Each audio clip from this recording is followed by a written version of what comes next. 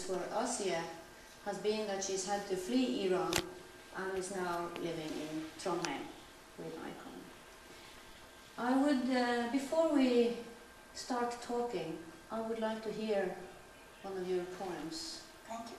Yeah, I prefer start with poetry. پایین تر از دهان ابر، پایین تر از دهان ابر، بالاتر از ابروی باد، تاب می‌خورد پیراهنی سیاه که طنابی به آسمانش گره می‌زند. کف میزنند مردم و هورا میکشند ماسورا ماسورا. زوزه میکشد ماد گرگ جوان و نمایش تمام میشود. توضیح بر این I have to talk in Persian and a colleague translating in Norse, but I just wanted to say about Asieh. This poem is about Asieh. Asieh was a 16 years old girl that had been executed in a very small city in north of Iran, and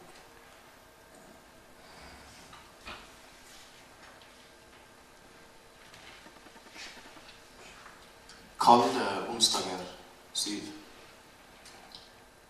Nedenfor skyens munn, ovenfor vindens øyebryn, blafrer en svart kjole, som er festet til himmelen med et tre. Folk klapper og roper hurra. Masura, Masura. Den unge hunnulven uler, og forestillingen er slutt.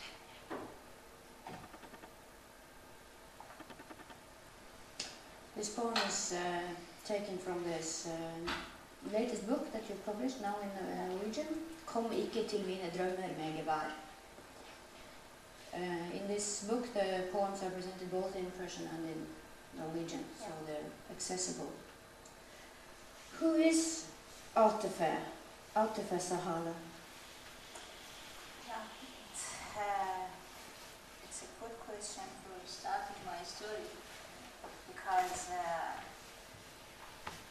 when I was a journalist in Tehran, in a newspaper in Tehran, I was editor in social desk, and also I managed a website news, feminist website news, Women in Iran, and I heard about a news in about a 16 years old execution in north of Iran, and her father was homeless, and he used drug and some other thing, and also her brother, and she lived with her grandparents.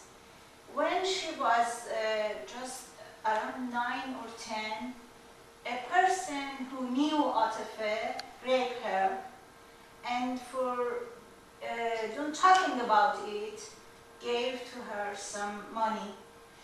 And again and again and again, she used to this action, and she learned that she can take some money and sell something. You know, the regime has some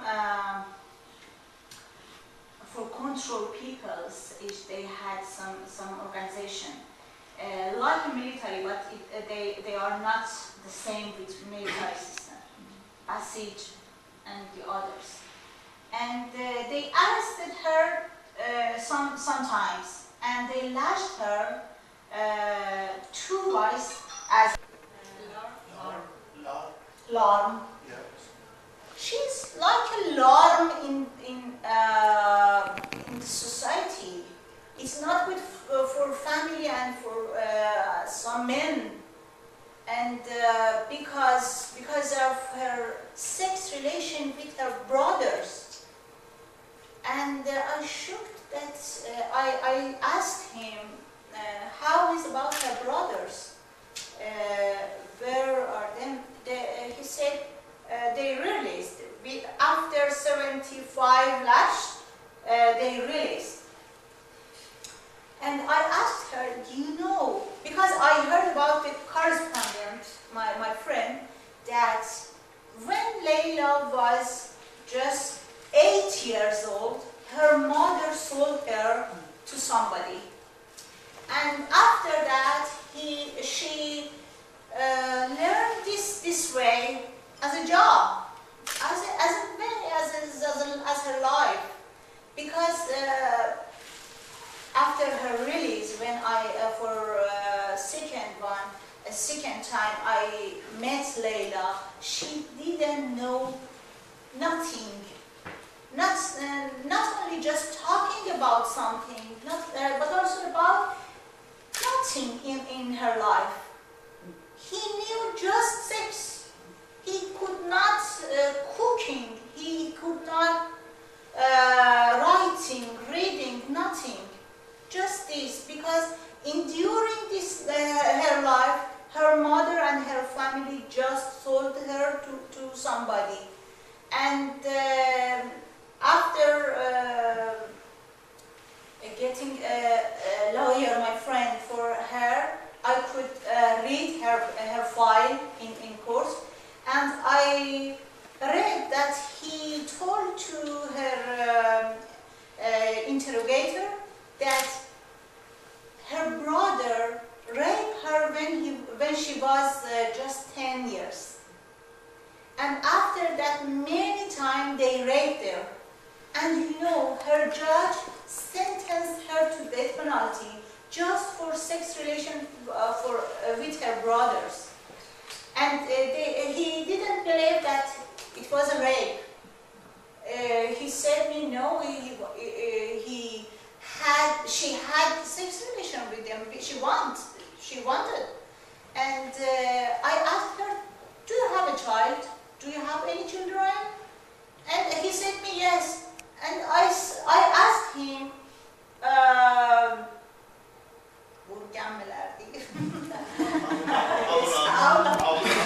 yes, and he told me, it's not your business, but they are children. I asked, yes, but my daughter is just 5 or 6, I don't know, I don't remember. And I cannot believe an 8 years old daughter can have sex with her mind, because she is very baby, she is very children. And after that, I decided in that court, I decided that I wanted to follow up the case, and we cannot allow them to kill her. She was released. Now? Yes. Yes, she is released, and after some months that we make a very big campaign, a world campaign to help Layla, and many organizations helped us, me and her lawyer, new lawyer. And yes, after 4 months, she has been released, and with a new judge. And I went another time to Iraq, and I could talk with a new judge that please send her to Tehran, because her family was very curious to when she will be released for new job. And yes, now she's learning with a babysitter, because she doesn't know many things and she needs to learn something. We found an organization, human rights organization, to support her in Tehran. And yes. You said that Iran has signed the UN Convention on the Rights of the Child, Yeah. and I know that in February this year there were talks, at least in the Iranian parliament, about changing the law of stopping execution of juveniles. Is there a change for the better, you see, after this? I don't know that this news is for how many times that the media are publishing about it. Because I cannot trust. For many years that I have worked with children, prisoners in Iran, and I heard about something that they wanted to change law and they wanted to change something for them, but it not happened until now. I cannot believe until I heard about all children has been released. I cannot trust to this news. But it's not very open, because I had many friends as lawyers in courts, and after somebody like Atife and Leila, we made a network with some volunteers lawyers, human rights lawyers, and we had some meetings together in Shiraz and in Tehran.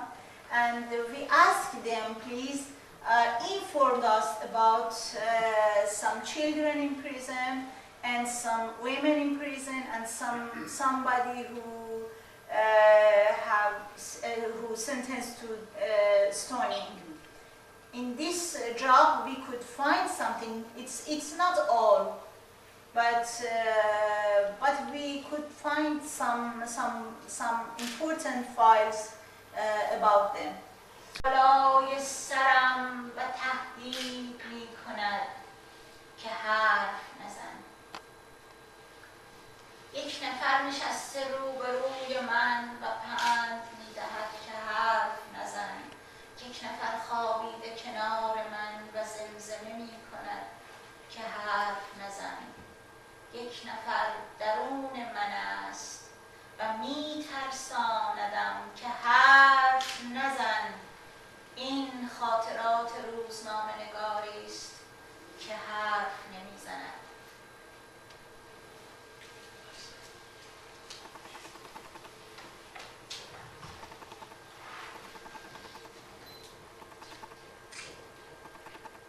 En står over meg og truer. Ikke snakk. En sitter overfor meg og råder. Ikke snakk. En sover ved siden av meg og nynner. Ikke snakk. En er inni meg og skremmer meg. Ikke snakk. Slik er minnene til journalisten som ikke snakker. You cannot be even a human rights activist because you are a journalist. You cannot choose. You cannot influence in your cases. You cannot change something in your cases. You should just writing. Be neutral and write about it, observe. Yes, it's true, but how can I do when I cannot publish? I'm writing, but I cannot publish them. And how can I continue my life when I'm seeing that the children, that a child in prison will be killed very, very soon? And honestly, I should say to you, I didn't choose many things, but I have done. I think something in my country or in the other countries, in Middle East or in some other countries, should be changed. We don't have a law about, as a journalist, you cannot change something. No, because in my country, I am a person in society, and this law should change because not only just because of them in prison, but also for all of us. As a journalist, I'm not separate of the people. And when they want to change something, I want to. And when I cannot do many things in my newspaper, my magazine, my media, we don't have any organization that we can arrange something. How can I do as a journalist? No, I didn't choose be just in a chart, formal chart. I selected this way, that I changed something, and I'm honored of tell to you, because in last time in Stavanger, Elizabeth, I told you about very many young people, many young son that he needed to our help because of 8 years he stayed in prison, and after that he could run of prison and for new court. He sentenced to death penalty when he was 16, and I'm very happy that I told you now he is a very safe place out of Iran. Yes, I heard them. Many people told me it's not true, but I think it's true, because he was just 16, and in a game her friends has been killed, and nobody knew about who killed him. But some friends told that he was not, because I'm sure he was not, because the Asieh Amini official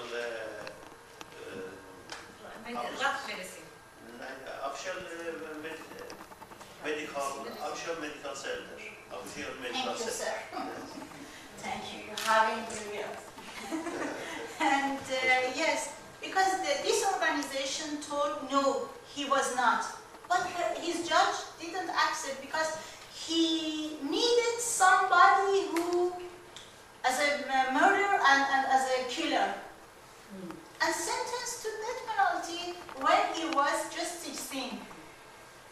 Yes, I'm very happy to be a journalist, a human rights activist, and the others. It's not a name of this action, I don't know, but it's not important for me.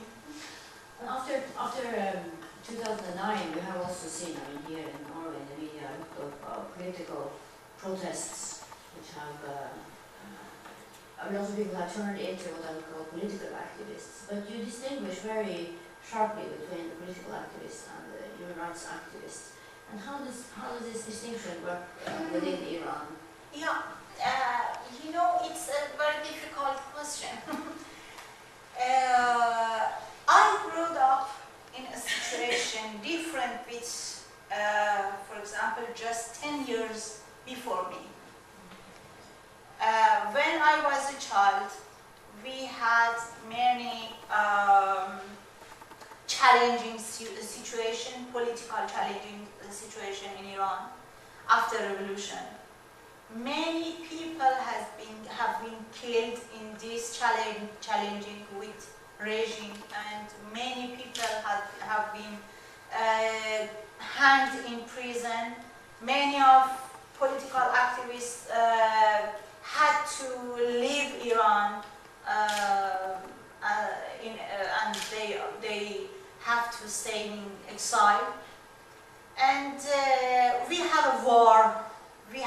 After that, we have a very bad situation for economy sanction. And after that, we have many things that we didn't want to be a political activist again, because we needed, my age friends, we thought about we need some happiness, we need some hopeful, but we didn't have it, because we don't have freedom of speech in our law and freedom of society in law, and many things things came from law um, in every society, in every country. And I choose to be a journalist for writing about something, but after that I didn't think about I want to be a political activist. For example, for this reason. But when I knew about activism and human rights, I thought that we need something, some humanity thing for the base of society. Because I believe, maybe I'm not, maybe I'm wrong, but I believe that many organizations, many parties, political parties, and many political organizations followed up their benefits. Not only rights for all people. When you believe to human rights situation, human rights, you want something for, you want benefit for all people, not just for your party, just for your group, your organization. And I wanted to be a human rights activist for that. And for many years, I believe, not different for me, who is doing something. Everybody have rights, and we have to defend of this right. Even whatever the regime. For future, maybe. Yes, you know, I heard of the regime in Libya, but that was very bad happened for Gaddafi, for example. We cannot repeat again some criminal doing in future. We don't want this. As a human rights activist, I believe human rights is for all. Yes, I think yeah, I don't think I have to say anything. Yeah, I think poetry is not separate of us. In my first book, I had many lovely poetry, lovely poems, and many different with my second book. Yeah, just let me read. میخزیم تو روی برگ سبز توت، من سینه خیز بر سنگ لاخ رویاهای منجمد. میتنیم تو فخر را بر تن فردا، من یأس را بر میله های هنوز. انفرادی تو بوی ابریشم میدهد، انفرادی من بوی شاش. میرویم تو پروانه میشوی روزی، من اعدام.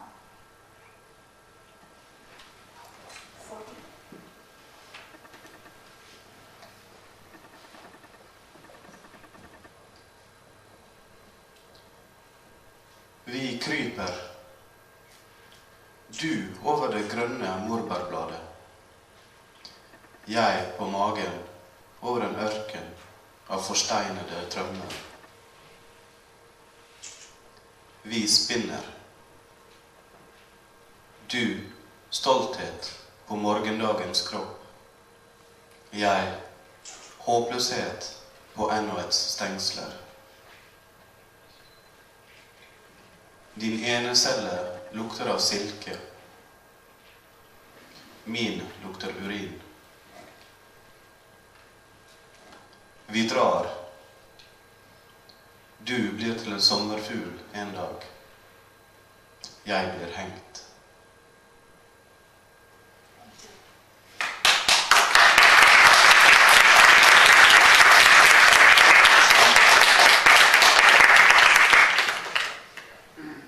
همچنان که دوستت دارم همچنان که دوستت دارم می ترسم از تو نیز. مثل سایه های کوچه، مثل مرد آبری که بی دلیل در خلوت خیابان میخورد به آدمهایی که در سر من ردیف کنار هم خوابیدند. میترسم از چراغ‌ها، از تلفن، از زنگ در، از بچه 3 ساله همسایه. میترسم که در چشمهام چهارشنبه سوری میبیند. میترسم و ترمز ماشین پشت در میتواند داستان جنایی مستندی باشد. میترسم از خودم وقتی که همچنان که دوستت دارم میترسم از تو نیز.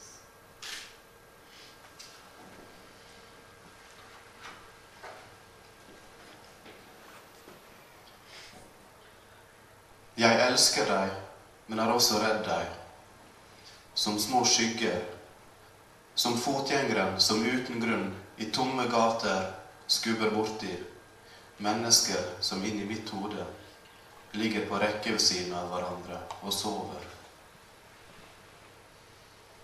Jeg er redd for lysene, for telefonen, for dørklokken. Jeg er redd for det 3 år gamle nabobarnet som ser Charshanbe Suri i mine øyne. Jeg er redd, og bremsene til bilen utenfor døren kan være en dokumentarisk kriminalfortelling. Jeg er redd for meg selv, når jeg fortsatt er glad i deg, samtidig som jeg er redd deg. He was a teacher, and until now I don't know really.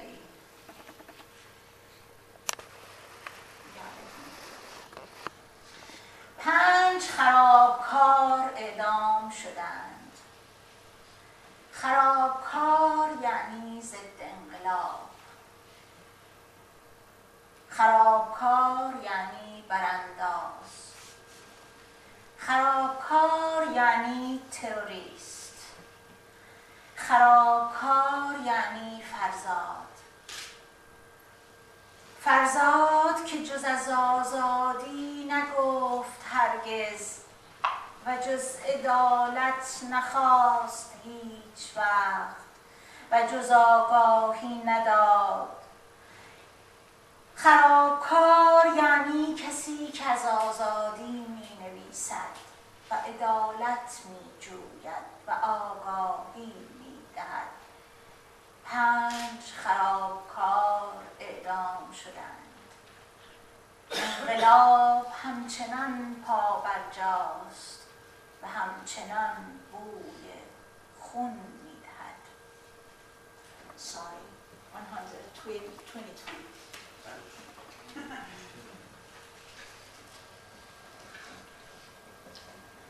5 forbrytere ble henrettet. Forbryter betyr antirevolusjonær. Forbryter betyr regimemotstander. Forbryter betyr terrorist. Forbryter betyr kriger. Forbryter betyr farsad. Farsad som aldri snakket om annet enn friheten.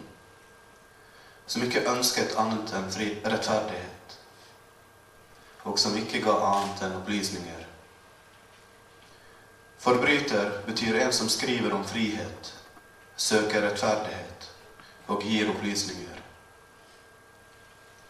5 forbrytere ble henrettet. Revolusjon er urokkelig og lukter fortsatt av blod.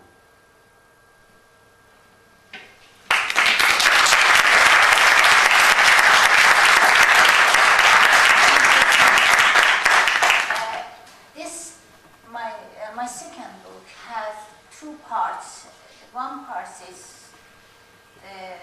normally poetry, and the second part is I called them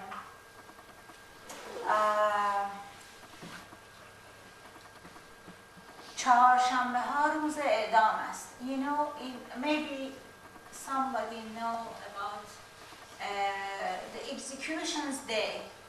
In Tehran, in every prison, every Wednesday they execution. They have some hanged in prison. And for many years that I worked with some prisoners sentenced to death penalty, I had to go there behind the wall, Erwin's wall, just for the last asking about somebody who should sign the execution because of their murder of family. The murder was one of family, and they should sign the killer's file before execution. And every Tuesdays, I had to go there with some of my friends just for talking about please don't do it. And these days it's very nasty, the worst day for me.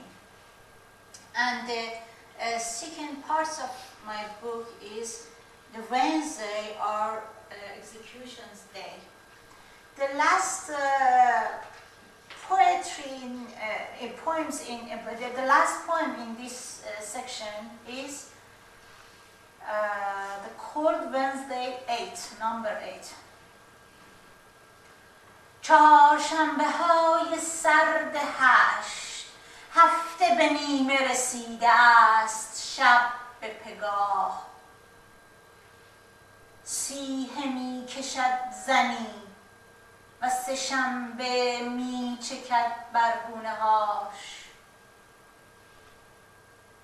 باز زینب خواب دیده است، باز زینب خواب دیده است، خواب مردی با چشم سیاه، قد بلند، شانه های پهن، مردی که نامش کردستان است. زینب جلالیان زن کرد زندانی محکوم به اعدام در اوین است که تا وقت سرودن این شعر در زندان بوده است. خوشبختانه تغییر کرد حکمش و the last one.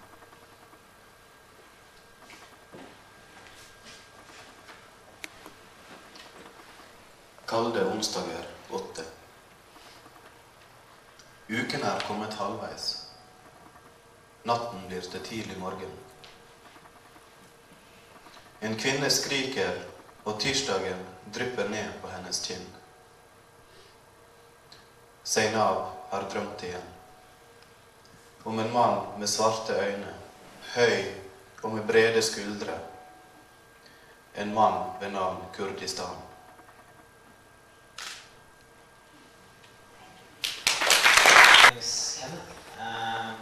I was thinking about something, it's maybe a little bit out of topic, but I think it's an important question, so I will ask it anyway. I was thinking about, I heard the rumors that this Islamic dictatorship of Iran, that they have agents throughout Europe and different countries which are monitoring or spying on political activists like you that try to change or at least do something about the Islamic regime of Iran. And I wonder, my question is it true? And if it is true, how big a problem is that for you and other human rights activists from Iran? Thank you. But if I got it's not true, please explain my thoughts. You know, as a human rights activist, and also for a women rights activist in my country, we try to change the first law. We have some campaigns, for example, in women rights groups, we have a very big campaigns.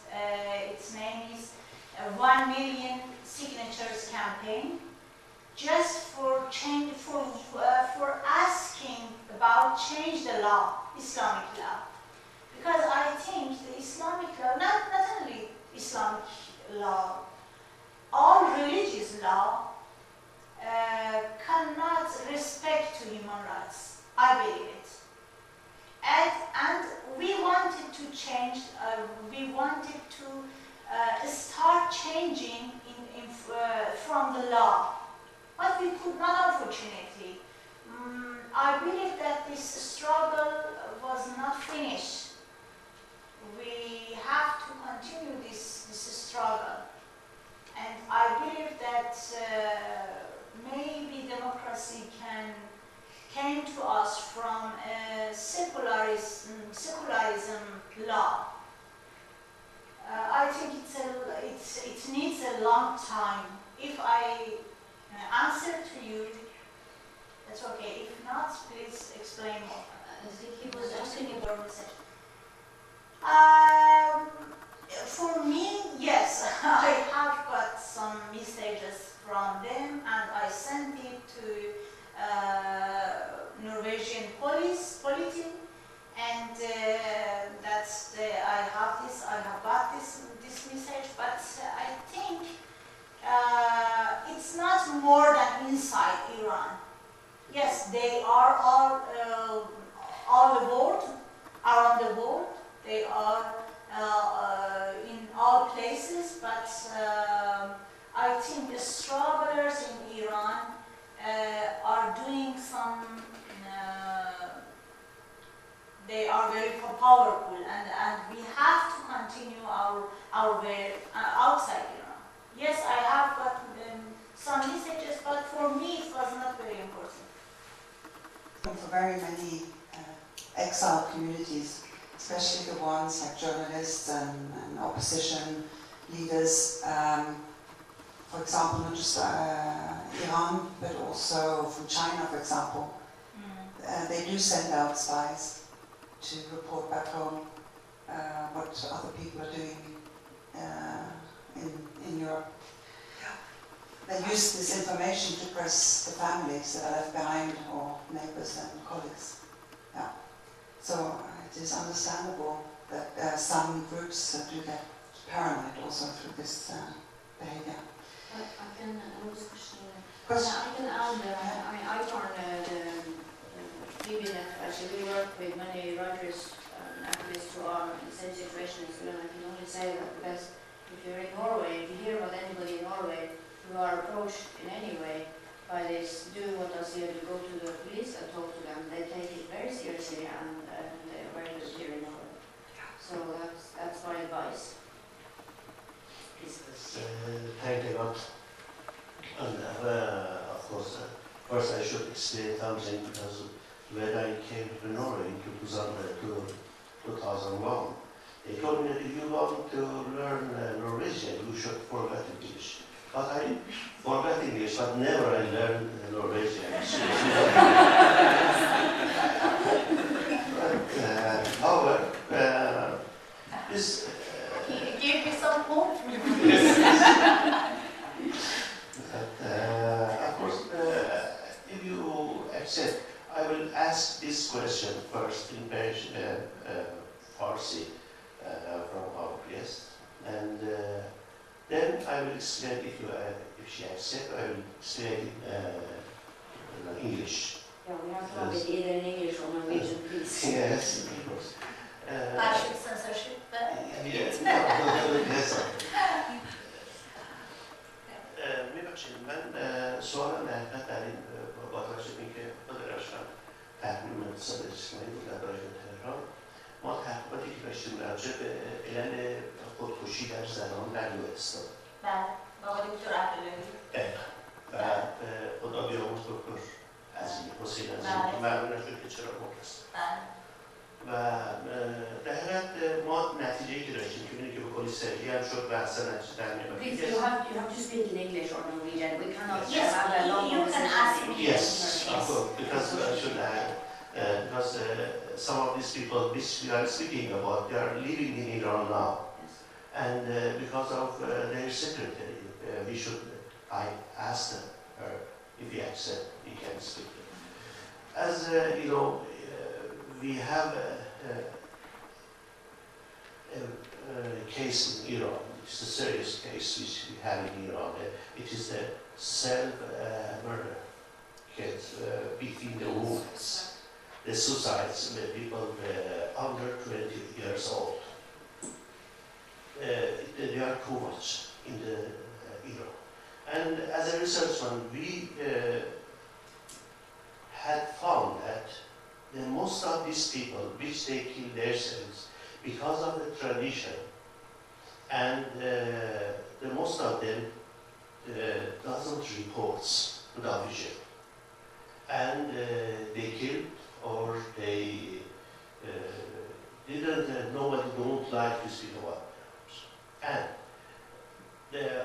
one of the problems which they have with that case, about that they began to misabuse these children from the when they are the kids, and because they accept all their laws as a family law and obey from the parents, it is a basic law in the our area.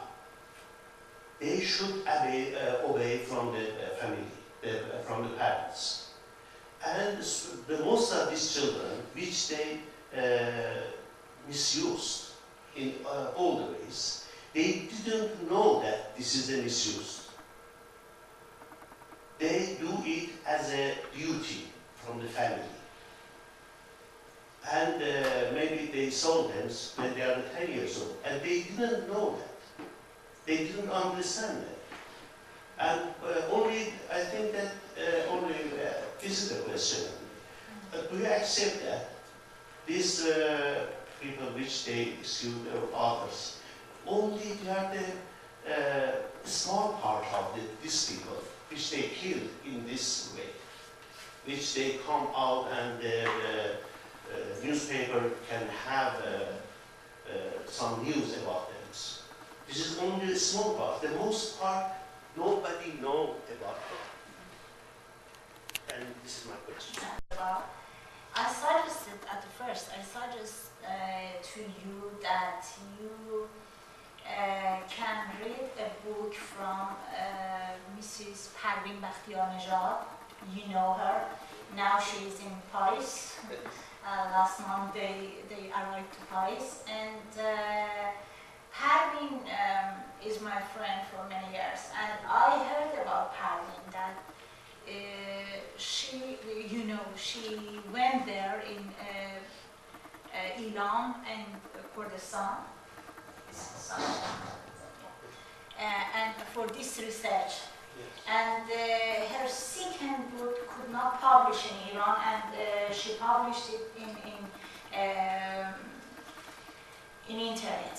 And she explained about that this reason has many, happened has many reasons, just not a reason that for they kill themselves. And also, Dr. Abdullahi was my master in university, and he explained for us about Iran was the most high numbers of the killing themselves on women. And he also told us some explanation like you, but that's not, I'm not a specialist in this case. But I worked with some Kurdish women rights in Kurdistan, and they told me about the same reason like Iran in Kurdistan.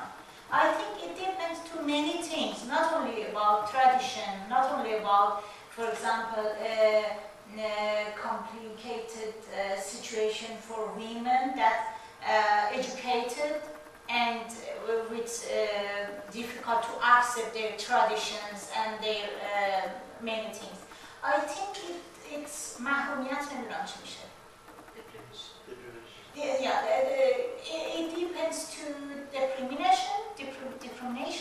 discrimination and economy situation, their situation, and education and tradition and many things. But for me, the most important is why nobody could not continue this research in this local situation and cities. You know, after Dr. Abdullahi and Dr. Azimi, nobody could not continue this research. And that's very important. But unfortunately, just Parveen Bakhtiarnejad that could not publish her book, and Dr. Abdullahi that finished her research, but with a security system and no publish, no talking about it, and yes. Unfortunately, I cannot have to complete for his question, the first question. I said just about her question about me. I told that I have got some messages, yes, but I prefer don't talk about it. But I agree with you that the regime has many terrorist action around the world. Yes, yes. Right to choose religion. I think in our country, Syria and Iran, it's not religion, it's problem. It's problem, it's regime, I think. How you think? I think I didn't say about the religious is problem. I told that religious is in state is problem. That when we have an Islamic law, we cannot respect to other religions. In my country, is there.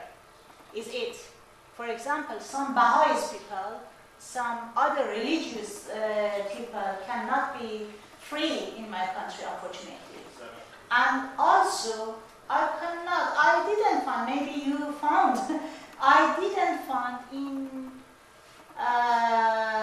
no religious respect to human rights. Please show me one.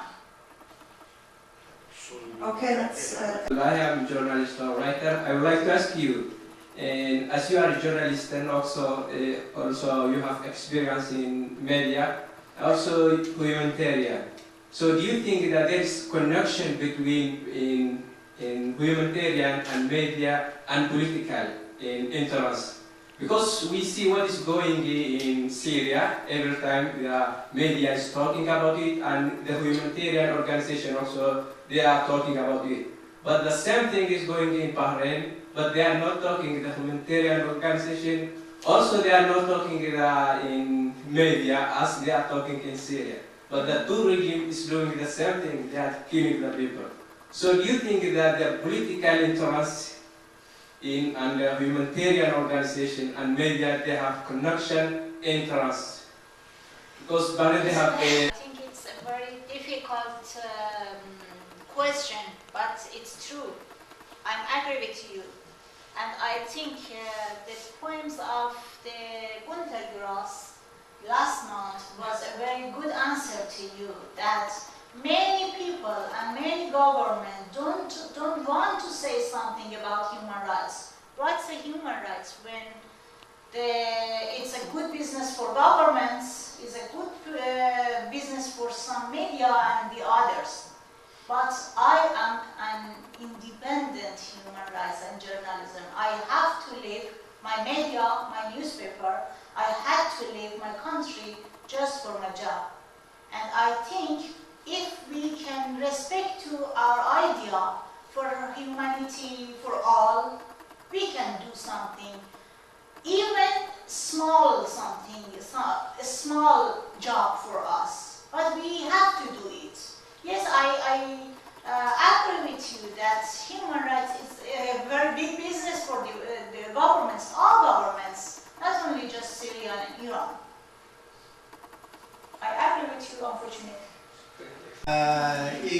Kurdistan har lang grense med Nord-Kurdistan, Irak.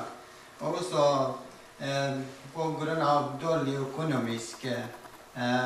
Vi har noen mennesker som smugler tingene, som vanlige tingene, som klær eller te eller sigaret, på denne måten som tjener de. Og regime som dreper mange typer mennesker, og ingen person skriver om det eller snakker om de personene. Ja, hvis det mulig denne personen. Can I answer to you in English? Can you understand? Okay, jeg prøver å snakke i norsk. Først, din språk bra.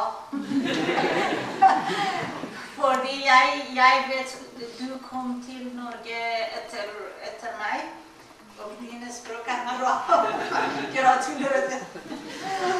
Og så for din spørsmål, jeg tror at det ikke for meg, fordi her i denne måten jeg leste 2 dikt om Kurdistan og om kurdiske mennesker i Følsk. Ja. Men ja, jeg mener med deg at mange mennesker i Iran vet ikke om Kurdistan, vil ikke vet. De vet ikke, for de informerer i Kurdistan om Kurdistan ikke kommer til alle påstander.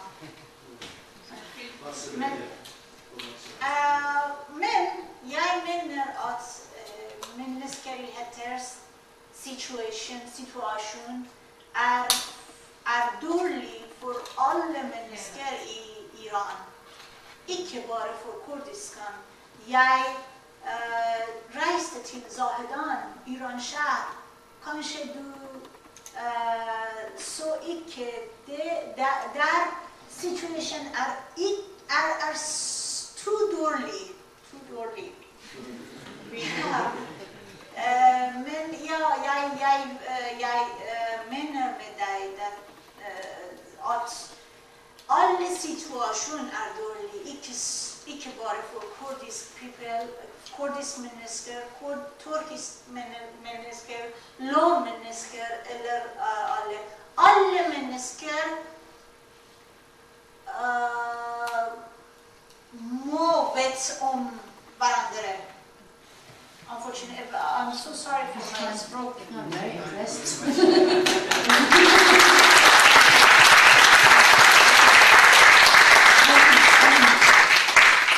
I would like that you read one last poem. Oh, yes, I forgot But it. actually, Just are you tired? Just as a summing up of Ja. تابلوی نقاشی. این تابلوی نقاشی بر دیوار خانه‌ام که خورشید در آن بالا و پایین می‌پرد، حفره‌ای است که رابطه مشکوک من و مرغ‌های دریایی را رقم می‌زند. رابطه‌ای پنهان و رمزآلود. هر روز با صدای مرغان کششی عمیق مرا تا پای پنجره میبرد، مرا تا پای تابلو میبرد، از تابلو رد میکند، از فراز رودخانه نید و رد پای آهنی قطار رد میکند، از جنگل روبرو و خانه‌های رنگی خوشحال رد می‌کند، مرا از خودم، از این شهر دور سرد رد می‌کند، از حال آینده دیروز رد می کند این تابلو که نامش پنجره است.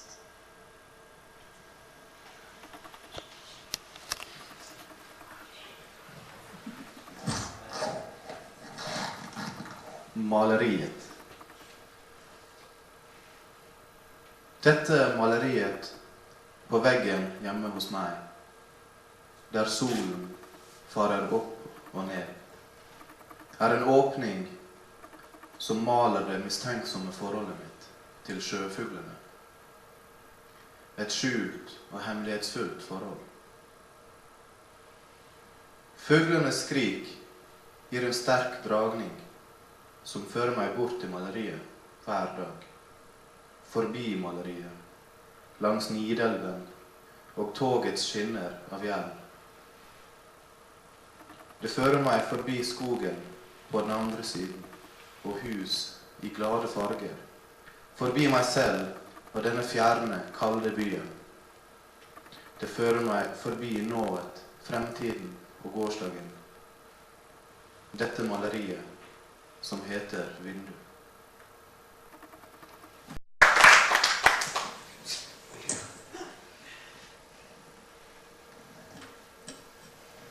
Thank you so much for coming. I was very touched by your poems and also by Erik, you reading them for us, translating them. I think you are a great... Yeah. For me, we should be here all week having seminars about freedom of speech and human rights. For all of you here, for everybody who has said and is wondering what can I do, or the media should be reporting more about this, we can't wait for other people to do, or for institutions to do things. We have to be part of a movement which is already there. And there are different movements working towards the same goals, which is a better world for everybody. It's right there at the horizon, it's far away, but step by step we can do things. And just by Asieh, I'm sorry I'm not pronouncing your name correctly.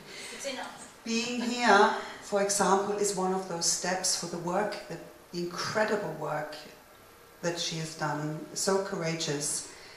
And a lot of the names that you mentioned today my heart jumped, because they're names that I have not forgotten. But Amnesty has worked for these people, and activists here have worked for some of these people, and still are. The world is big, there's a lot of countries, there's a lot of human rights abuses, but if we all do what we can in our own environment, someday we will all link up. And I think it's very important to realize that what is happening in, if it's Iran, Syria, Egypt, Libya was mentioned, it's all the same problem and the same remedy. So